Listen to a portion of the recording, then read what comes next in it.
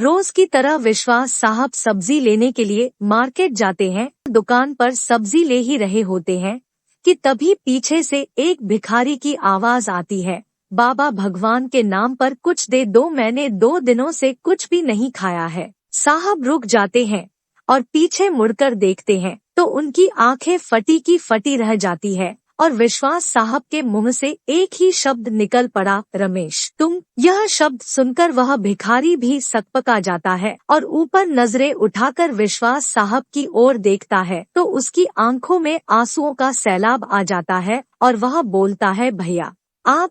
हाँ मैं।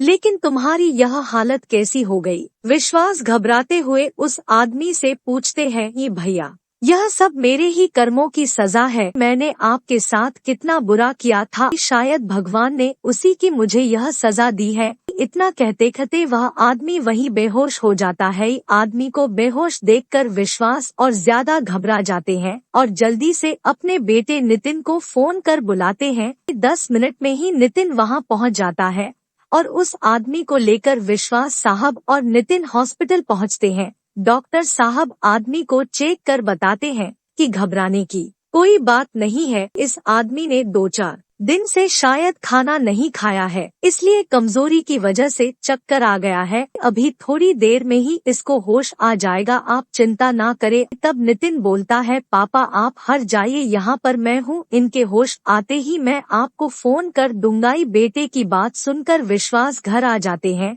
और अपने कमरे में जाकर अलमारी से एक फोटो निकालकर उसे देखने लगते हैं और देखते ही देखते अपने अतीत की यादों में चले जाते हैं कि कितना खुशहाल परिवार था उनका। घर में उनकी माता और पिता रामलाल रहते थे, लेकिन जब विश्वास आपकी उम्र 7 साल की थी तभी उनकी माता जी का कैंसर के कारण देहांत हो गया। अब विश्वास आपके पिता रामलाल जी बिल्कुल अकेले पड़ गए। अब खेतों में काम करने के साथ साथ रामलाल जी को घर और विश्वास शाम को भी संभालना पड़ता था। धीरे धीरे आस पड़ोस और सगे संबंधियों के कहने पर रामलाल जी ने दूसरा विवाह कर लिया ताकि विश्वास को भी मां मिल जाए। रामलाल जी की दूसरी पत्नी शांति देवी भी स्वभाव से बहुत अच्छी थी। विश्वास को अपने बेटे की तरह ही प्यार करती थी। शादी के 2 साल बाद शांति देवी ने एक पुत्र को जन्म दिया जिसका नाम रमेश रखा गया। शांति देवी जी ने दोनों पुत्रों को एक समान प्यार किया, लेकिन जब रमेश 5 साल का हुआ तो एक बस दुर्घटना में रामलाल जी का देहांत हो गया। अब घर की सारी जिम्मेदारी विश्वास के कंधों पर आ गई। विश्वास खुद भी अभी बालक ही था, लेकिन फिर भी उसने हिम्मत नहीं हारी और अपनी माँ और भाई की जिम्मेदारी लेते हुए विश्वास ने पढ़ाई बीच में ही छोड़ दी और खेतों में मजदूरी कर परिवार का पालन पोषण करने लगा। और जब रमेश स्कूल जाने वाला हुआ तो उसका एडमिशन गांव के ही एक बहुत अच्छे विद्यालय में करवा दिया। विश्वास दिन रात मेहनत मजदूरी करके अपने भाई की हर जरूरत को पूरी करने लगा। विश्वास का एक ही सपना था कि उसका भाई पढ़ लिख कर अच्छी नौकरी लग जाए ताकि परिवार में पैसों की किल्लत खत्म हो जाए, क्योंकि खेतीबाड़ी से तो घर का ही गुजारा मुश्किल से होता था। विश्वास ने अपने भाई के अच्छे भविष्य को बनाने के लिए अपनी हर इच्छा को दबा दिया था। माँ जब भी विश्वास को शादी करने के लिए कहती तो विश्वास बोलता है, मैं अपने भाई का घर बसा दूं फिर भी शादी कर लूंगा। तब माँ बोली, पता नहीं बेटा, मुझे तो कभी कभी डर लगता है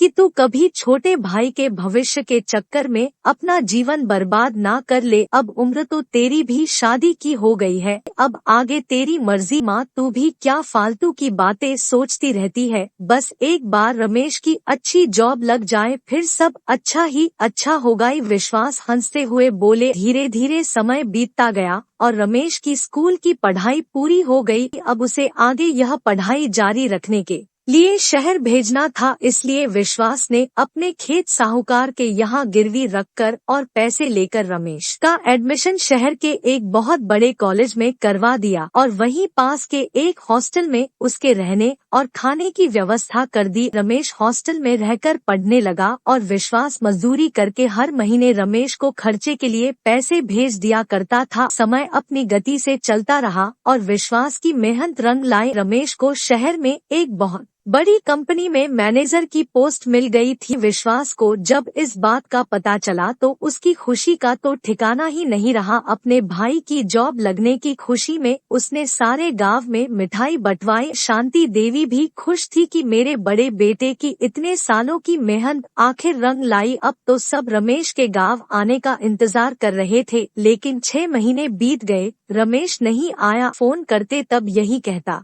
मैं बहुत जल्दी लौट कर आऊंगा भैया। इधर गांव में साहूकार रोज विश्वास के घर आकर धमकी देने लगा कि अगर पैसे नहीं लौटाए तो वह उसके घर और खेतों पर कब्जा कर लेगा। इंतजार करते करते एक दिन विश्वास ने फोन मिलाया और बोला, अरे रमेश, तुम गांव कब आ रहे हो? मैं तुम्हारा कब से इंतजार कर रहे हैं, और साहूकार भी रोज रोज पैसे मांगने आ जाता है। तुम आ जाते तो साहूकार का कर्जा भी चुका देते। तब रमेश बोला, देखिए भैया, आप मुझे बार बार यहाँ फोन मत कीजिए। मेरी शादी मेरे कंपनी के मालिक की बेटी से हो गई है और मैंने उससे आपके और माँ के बारे में नहीं बताया है।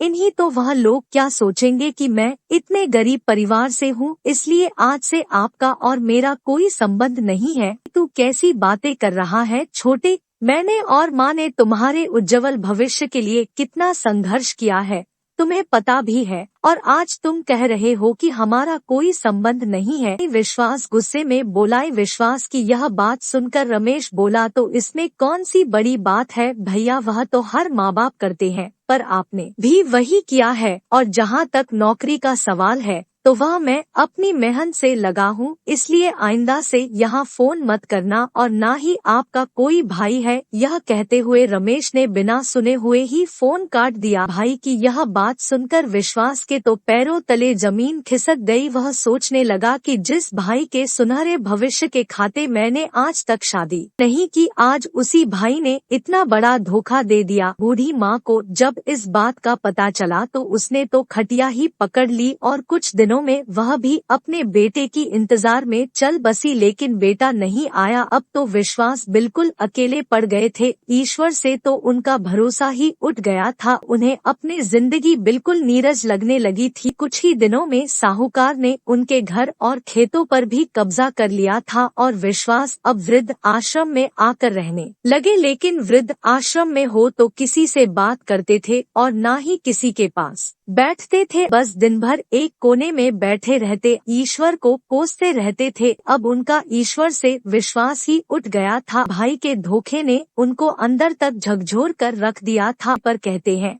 ना, ईश्वर के घर देर है अंधेर नहीं। अनाथ आश्रम का मैनेजर उनको रोज देखता था और एक दिन उनके पास आकर बोला, अंकल जी, आप बुरा ना मानो तो मैं आपको पिताजी बोल सकता हूँ और मैं आपको अपने घर ले जाना चाहता हूँ। आई मैनेजर की यह बात सुनकर विश्वास रो पड़े और बोले, बेटा, बच्चे तो माँ बाप को बोझ समझकर अनाथ आश्रम में छोड़ देते हैं और तुम हो कि मुझे अपने घर ले जाना चाहते हो। तब मैंने बोला, मैंने अपने माता पिता को बचपन में ही खो दिया था। आज मेरे पास सब कुछ है लेकिन माता पिता का प्यार नहीं। इस प्यार के लिए मैं हमेशा तरसा हूँ, लेकिन पता नहीं जब से आप यहाँ आए हैं मुझे आपके अंदर मेरे पिता की छवि दिखती है, इसलिए मैं चाहता हूँ कि आप हमारे साथ रही, मेरे सर पर भी पिता की छाव रहे और मेरे बेटे को दादाजी का प्यार मिले। इसलिए आज से आप हमारे घर चलेंगे और मैं कुछ नहीं जानता।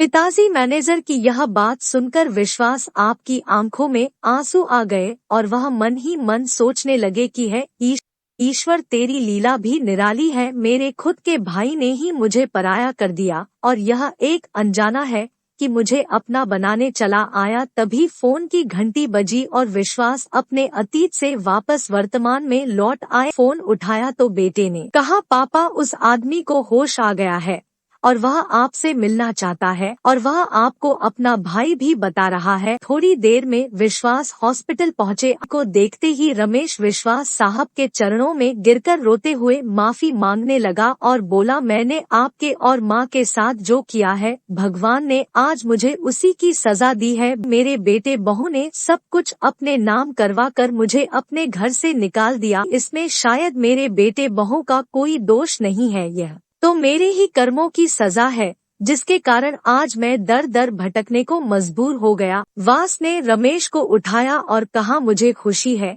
कि तुम्हें अपनी गलती का एहसास हो गया, लेकिन काश तुम्हें अपनी गलती का एहसास थोड़ा जल्दी हो जाता तो आज़मा कितनी खुश होती। तुम्हें देखकर ईश्वर का न्याय भी कितना निराला है ना। जब एक परिवार उसने मेरे से छीन लिया तो मुझे दूसरे परिवार से मिला दिया। देख, यह मेरा बेटा है और यही मेरा परिवार है जहां मुझे इतना सम्मान और आदर सत्कार मिला है कि मुझे कभी लगा ही नहीं कि यह मेरा सगा बेटा नहीं है। इतना कहते कहते विश्वास की आंखों में आंसू आ गए। यह सब सुनकर नितिन बोला, करे मुझे तो पिता के साथ साथ आज चाचा भी मिल गए। चाचा जी, अब आप हमारे साथ ही रहेंगे। विश्वास की आंखों में आंसू की चमक थी। जिस ईश्वर पर उनका भरोसा उठ गया था, आज उसी ईश्वर पर उनका भरोसा दोगुना हो गया था। उन्हें पता चल गया था कि ईश्वर हमारे अच्छे और बुरे कर्मों का फल देर सवेर हमें इसी जन्म में देता है। तो दोस्तों, आपको यह कहानी कैसी लगी कमेंट बॉक्स में जरूर बताना। धन्यवाद।